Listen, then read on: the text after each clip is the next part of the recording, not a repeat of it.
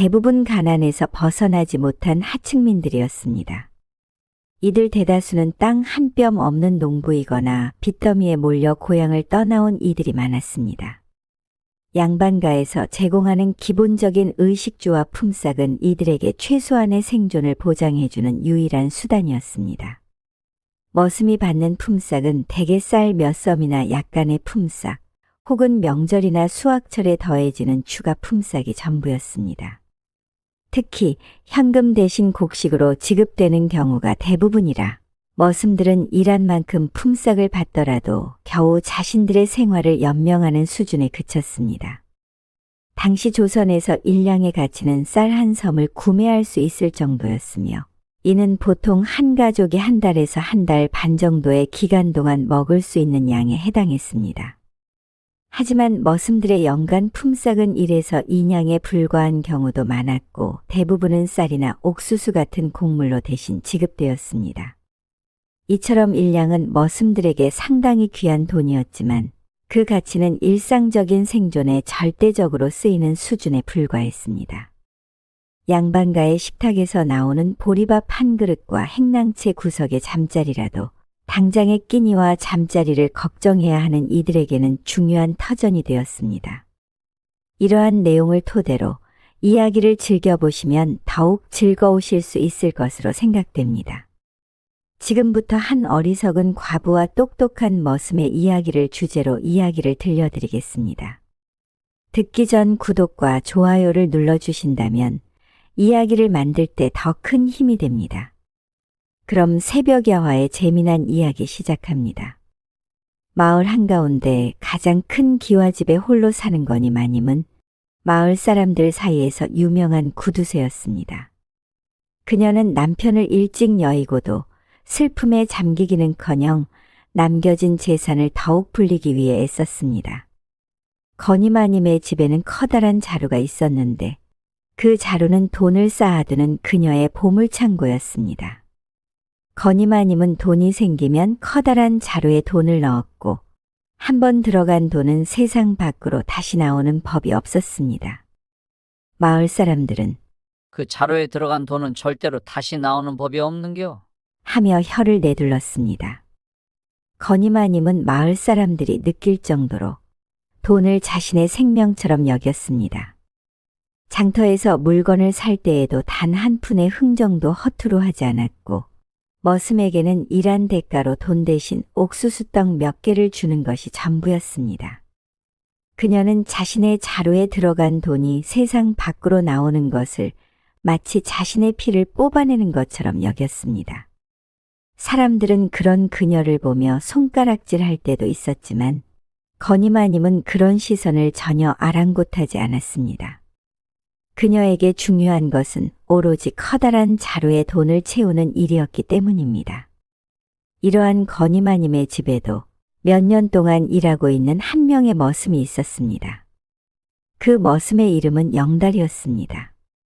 영달은 마을 사람들이 바보라 부를 만큼 착하고 우직한 성격 덕분에 누구에게나 믿음을 주는 사람이었습니다. 하지만 거니마님은 영달을 그저 자신의 돈을 아끼기 위한 수단이자 이익으로 여겼습니다. 대부분의 사람이라면 거니마님의 대우에 불만을 가지거나 군말을 했을 법했지만 영달은 전혀 그렇지 않았습니다.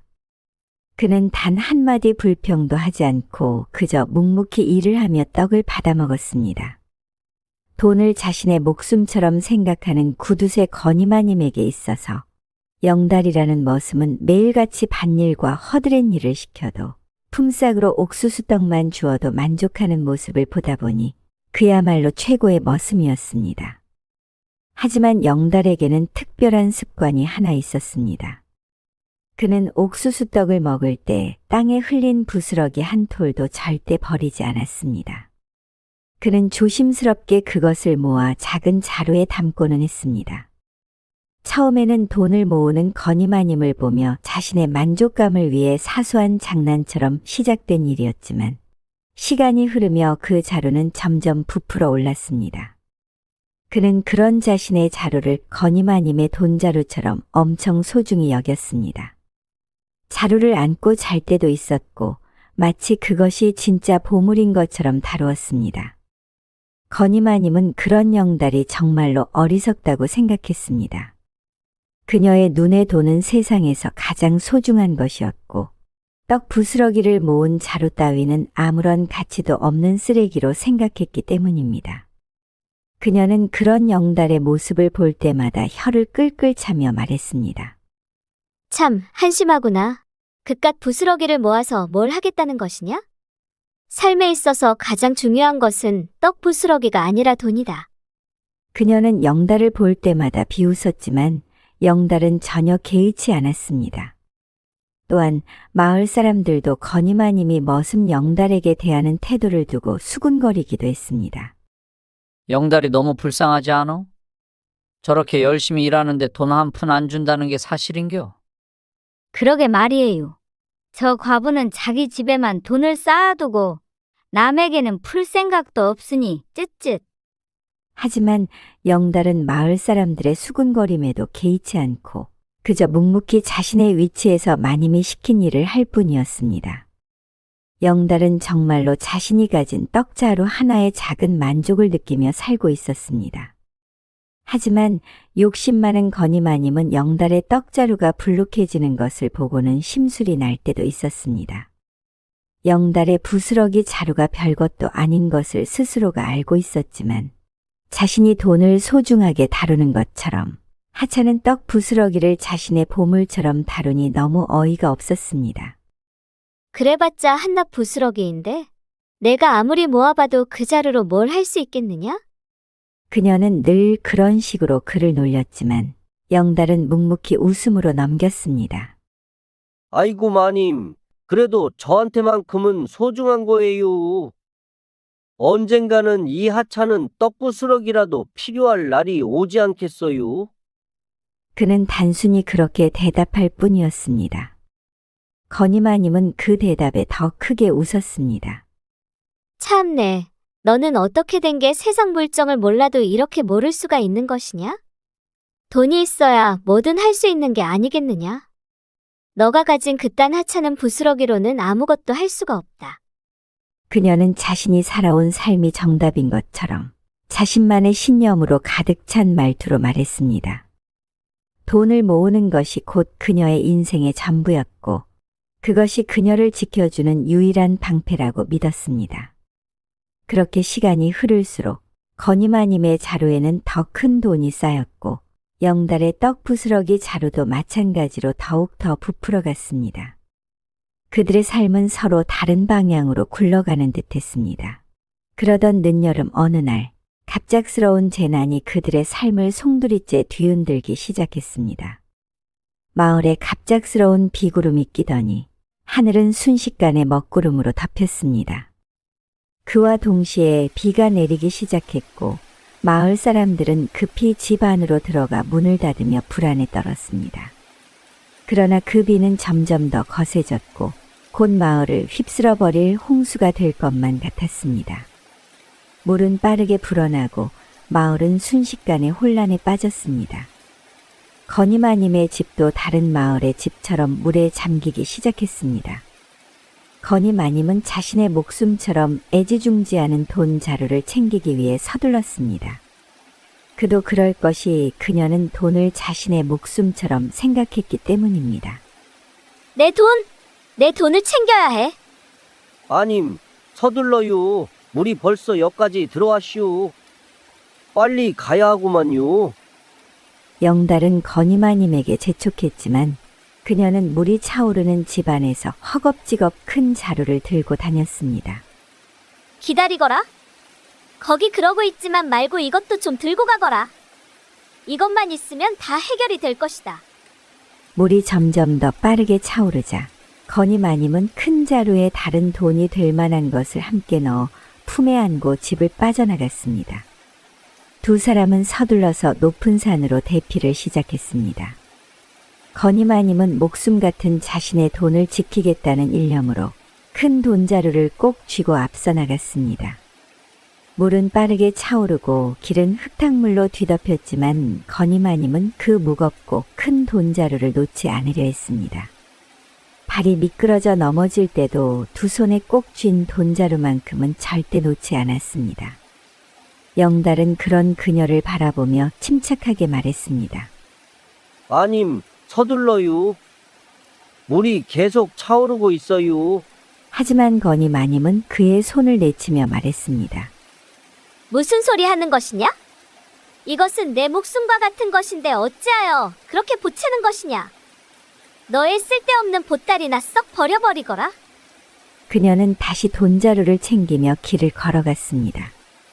그런데 그때 건희 마님은 자신이 영달에게 소리치며 말했음에도 불구하고 영달이 계속해서 부스러기 자루를 든 채 따라오는 모습을 보고는 한숨을 내쉬며 말했습니다. 한심한 놈, 내가 그 자루는 버리라 하지 않았느냐? 도대체 그딴 걸 왜 챙긴 것이냐? 나의 돈자루가 더 중요한 것이지, 그딴 부스러기 따위.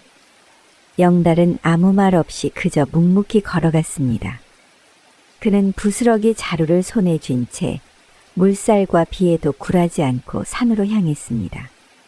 산에 있는 동굴에 도달하자 두 사람은 잠시 숨을 고르며 자리를 잡았습니다. 동굴 밖은 바람이 세차게 불었고 해가 저물어가며 밤이 깊어가고 있었습니다. 건희 마님은 비에 젖은 옷 때문에 추위를 느끼며 돈자루를 더욱 단단히 품에 안고 떨고 있었습니다. 영달도 마찬가지로 자신의 떡 부스러기 자루를 껴안고 있었습니다. 그러다 배가 고파진 영달은 자신의 자루에서 떡 부스러기를 꺼내며 한 입 한 입 씹으며 허기를 달랬습니다. 역시 옥수수 떡이에요. 배고플 때는 이게 이렇게 맛있다니까요. 영달은 부스러기를 한 입 더 먹으며 만족스러운 표정을 지었습니다. 그는 건희 마님에게 일부러 들리도록 옥수수 떡 부스러기를 쩝쩝대며 먹었습니다. 건희 마님은 떡 씹는 소리를 듣고도 그저 무심한 척 영달의 행동을 무시하려고 했지만 점차 그녀의 배에서 울리는 꼬르륵 소리를 숨길 수 없었습니다. 하지만 자신이 그렇게 무시해왔던 머슴 영달에게 부탁을 하자니 자존심이 상했습니다. 정말 한심하구나. 그 하찮은 것을 그렇게 맛있게 먹다니. 건희 마님은 속으로 비웃으며 고개를 돌렸습니다. 그러나 점점 더 시간이 지나면서 건희 마님은 영달이 먹는 떡 부스러기 씹는 소리를 신경 쓰지 않을 수 없었습니다. 그의 쩝쩝거리는 소리가 점점 더 귀에 거슬렸고 동시에 영달의 볼이 떡 부스러기로 가득 찬 모습을 보고 있자니 그녀에게 더욱 더 큰 허기를 불러일으켰습니다. 정말로 저렇게 하찮은 떡 부스러기가 그렇게 맛있는 것이냐? 평소에는 하찮은 옥수수떡 자체를 거들떠보지도 않던 건희 마님이었지만 너무나 배가 고픈 나머지 옥수수떡이 고급진 음식처럼 느껴질 뿐이었습니다.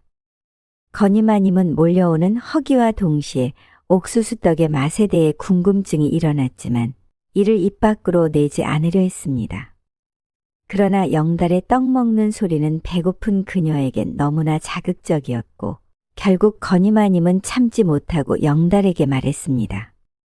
영달아, 그 떡 부스러기 나에게도 좀 주거라. 건희 마님은 자존심이 상하는 듯 작은 목소리로 손을 내밀며 영달에게 부탁했습니다. 영달은 잠시 건희 마님을 바라보며 웃음을 참고는 자신의 떡 부스러기 자루 속을 훑어보더니 난처하다는 듯 말했습니다. 마님, 안 되겠는데요.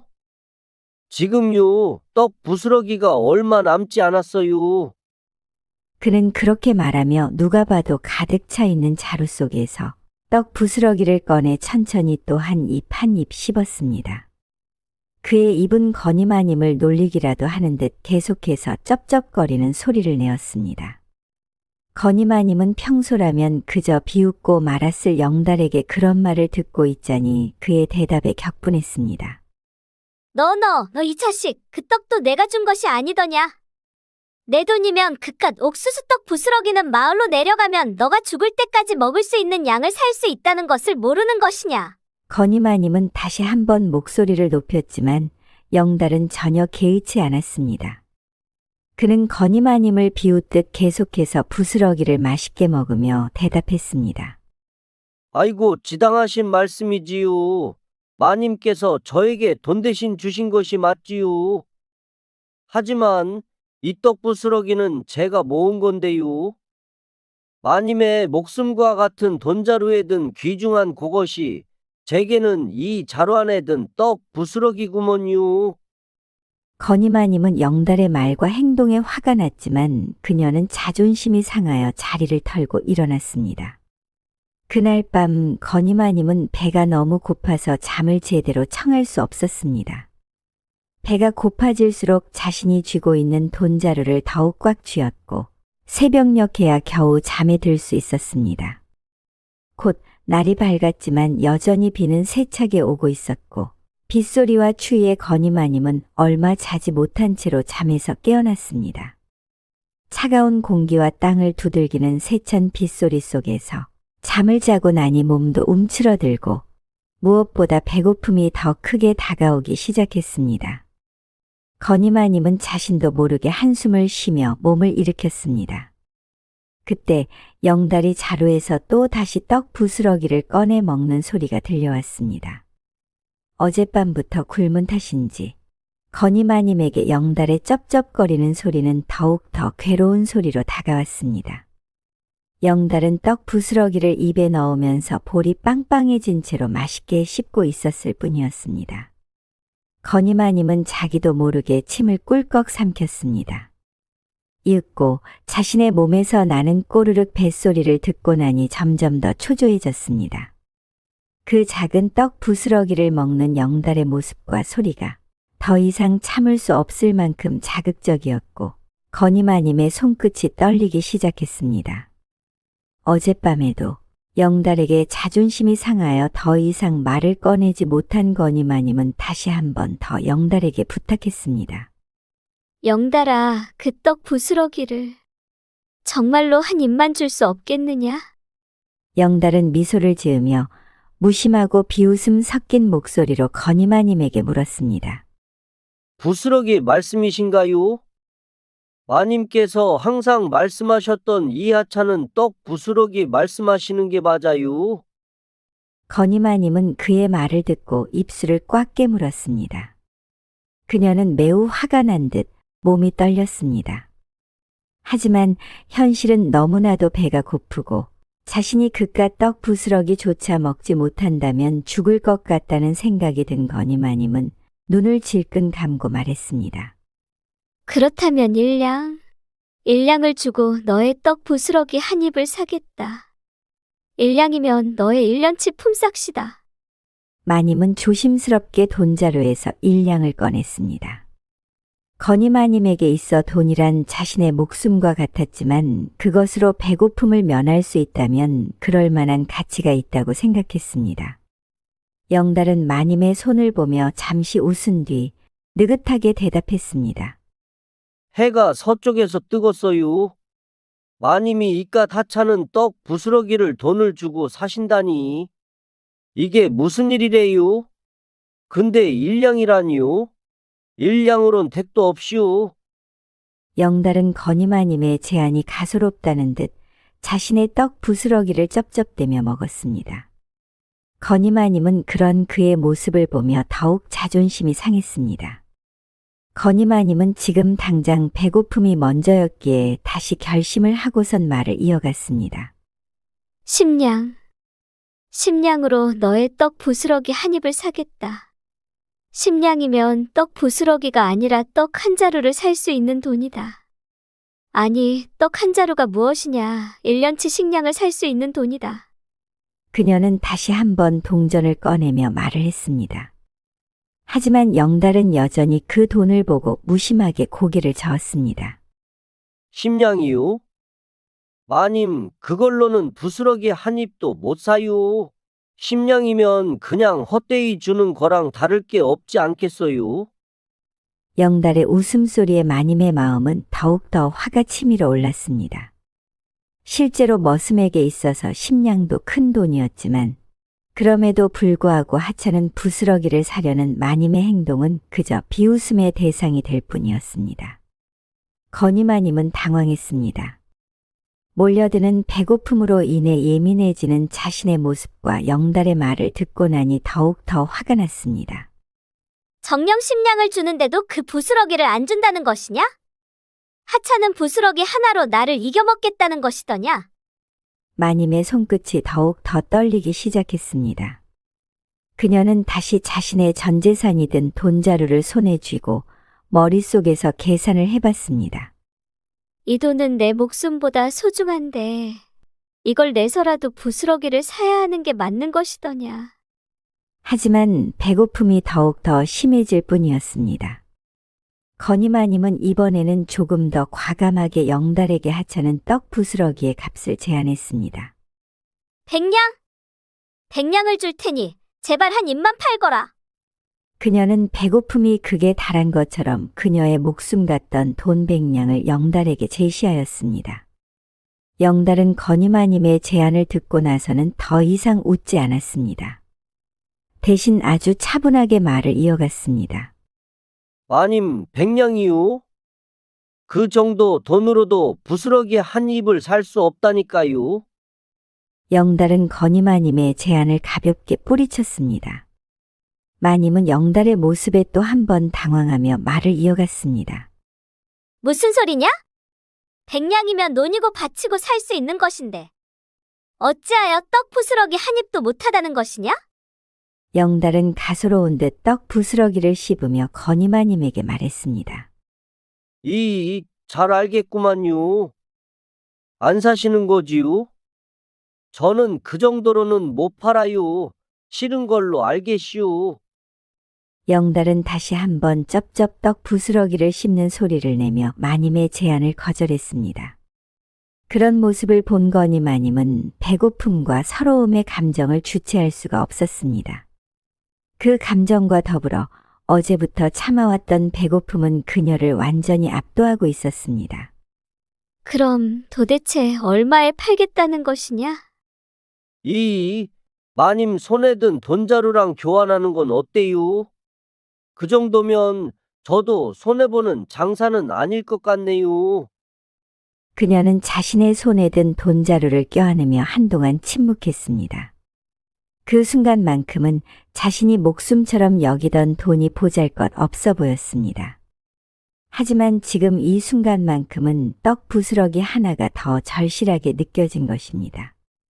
그녀는 체념하며 영달에게 말했습니다. 그래, 좋다. 이 돈자루를 모두 주마. 내가 가지고 있는 모든 돈을 줄 테니 그 부스러기를 제발 좀 나에게 다오. 마님은 결국 떨리는 손으로 자신의 돈자루를 바닥에 내려놓았습니다. 그녀의 눈은 붉어졌고 온몸에서 힘이 빠져나간 듯 했습니다. 제발 내가 가진 모든 것을 주는 것이니 더 이상 괴롭게 하지 말아다오.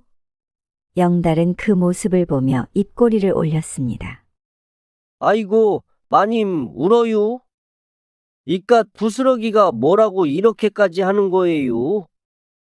그래도 그렇게까지 원하시니 제가 선심 쓸게요. 그는 천천히 돈자루를 집어들고는 자신의 떡 부스러기 자루를 건이마님 쪽으로 내밀었습니다. 건이마님은 떨리는 손으로 부스러기 자루를 받아들고는 그 자리에서 허겁지겁 먹기 시작했습니다. 평소 깐깐하고 고고한 모습만을 보이던 건이마님의 모습은 온데간데 없고 입 주변에 떡 부스러기를 묻혀가며 개걸스럽게 먹어치우는 모습만 보일 뿐이었습니다. 그런 마님의 모습을 본 영달은 미소 지으며 말했습니다. 아이고, 우리 마님이 배가 많이 고팠나 봐요. 목숨값으로 떡 부스러기를 얻어간 것이니 기존의 목숨처럼 여기던 돈자루랑 바꾼 거면 제가 선심 쓴 것이니 천천히 드세요. 하지만 지금 이 순간 건이마님에게 있어선 영걸의 말이 들리지 않았습니다. 그저 지금 자신이 먹고 있는 하찮은 떡 부스러기가 세상에서 가장 소중하고 맛있게 느껴질 뿐이었습니다.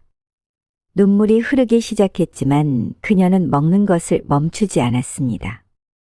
모든 부스러기를 먹고 난 건이마님은 만족스러운 듯 배를 어루만지며 누웠습니다. 이윽고 건이마님은 벌떡 일어나 주변을 둘러보았습니다. 그녀의 옆에는 텅 빈 낡은 자루 하나만이 덩그러니 놓여 있을 뿐이었고 몇 분 전까지만 해도 자신의 손에 있었던 돈자루는 영달의 품에 놓여 있었습니다. 자신이 목숨보다 소중히 여기던 돈을 한순간에 잃어버린 것을 깨달은 거니마님은 고개를 푹 숙였습니다. 이미 자신은 영달과 거래를 했고 그 돈자루를 힘 좋은 남자 머슴에게서 뺏어올 수도 없는 노릇이었습니다. 그런 모습을 본 영달은 돈자루를 품에 꼭 안으며 거니마님에게 말을 건넸습니다. 그런데 마님, 있잖아요. 목숨보다 소중한 돈으로 하찮은 부스러기를 산 느낌이 어때요? 거니마님은 영걸의 말에 아무 말도 할 수 없었습니다. 자신은 그저 빈털터리가 됐을 뿐이었고 영달을 하찮게 여겼을 뿐이었던 자신의 모습을 후회하고 있었습니다. 몇 시간 뒤 세차게 내리던 비는 그쳤고 하늘이 맑게 개었습니다. 거니마님과 영달은 동굴 밖으로 나서며 한참 동안 서로를 보지 않았습니다. 마님은 말라비틀어진 떡 부스러기를 먹은 이후로 자존심이 바닥까지 추락한 상태였고 영달은 새로 얻은 돈자루의 무게를 은근히 즐기는 듯 보였습니다. 마님, 이제 마을로 돌아가셔야지요. 영달이 무거운 돈자루를 품에 든 채로 넉나간 거니마님에게 말을 건넸습니다. 거니마님은 말없이 고개를 끄덕였습니다. 그녀의 손에는 더 이상 돈자루가 들려있지 않았고 모든 것을 잃어버린 듯 그녀의 눈은 허공을 떠돌았습니다. 이윽고 마을에 내려온 거니마님과 영달은 마을의 모습을 보며 놀랐습니다. 홍수는 마을 곳곳을 쓸어가고 집들은 쓰러져 있었습니다. 하지만 마을 사람들은 거니마님이 빈손이라는 것을 보고는 더 놀라워했습니다. 저기 좀 봐봐. 저기 저 거니마님 아니요? 돈자루를 꼭 껴안고 사는 그 마님 말이요. 그런 거요? 도대체 뭔 일이 있었던 거요? 사람들은 수군거리며 그녀를 흘겨보았습니다. 한때 마을에서 가장 부유했던 그녀가 이제는 거지꼴로 돌아왔다는 사실이 동정보다는 조롱을 불러일으켰습니다. 사람들이 무심히 던지는 말을 들을 때마다 거니마님은 내내 얼굴을 붉히고 말없이 지나칠 뿐이었습니다. 거니마님은 사람들의 시선과 비웃음을 외면하며 자신의 집으로 돌아갔습니다. 홍수로 인하여 박살이 난 자신의 집을 수리할 돈도 힘도 거니마님에겐 남아있지 않은 듯 했습니다. 거니마님이 그토록 아끼고 지켰던 재산을 손에 쥐고 자랑하던 모습은 사라지고 이제는 정말 아무것도 남지 않은 상태였습니다. 그날 이후로 그녀의 새로운 삶은 점점 더 초라해졌습니다. 가진 돈이 모두 사라진 이후로 그녀는 하루하루를 근근히 버틸 뿐이었습니다. 과거의 풍요로운 생활은 이제 먼 꿈처럼 느껴졌습니다. 마님은 돈과 함께 잃어버린 자존심을 복구할 방법을 찾지 못한 듯 보였습니다. 그녀는 한숨을 쉬며 혼잣말로 중얼거렸습니다. 내가 그깟 떡 부스러기 때문에 이 꼴이 됐다니. 잃어버린 재산, 잃어버린 자존심, 잃어버린 삶의 의미 앞에서 그녀는 단지 처참하게 비어버린 자신을 보며 땅을 쳐다볼 수밖에 없었습니다. 반면 영달의 삶은 정반대였습니다. 그는 거니마님에게 받은 돈자루를 지혜롭게 사용했습니다. 마을에서 작은 장사를 시작한 그는 곧 성공을 거두었고 자신의 이름으로 큰 밭을 살 정도로 성장했습니다. 영달아 도대체 어떻게 한겨? 무슨 돈으로 이렇게까지 부자가 된 것이요? 마을 사람들이 칭찬을 건넬 때마다 그는 웃으며 대답했습니다. 돈이 중요한 게 아니오요. 중요한 건 내가 가진 물건을 잘 사용하는 것이지요. 우리 거니마님처럼 돈을 움켜쥐고 살다간 뭐가 되것이오? 영달은 종종 마을 어귀에서 땅을 보는 거니마님의 모습을 멀리서 바라보았습니다. 한때 자신을 부리던 그녀가 이제는 사람들의 조롱을 받으며 하루하루를 버티는 모습을 보며 영달은 무언가 느껴지는 것이 있었습니다. 세상에 하찮은 것은 하나도 없어요. 마님이 생각하시던 그 하찮은 떡 부스러기가 얼마나 귀한 것인 줄 아시길 바래요. 영달은 고개를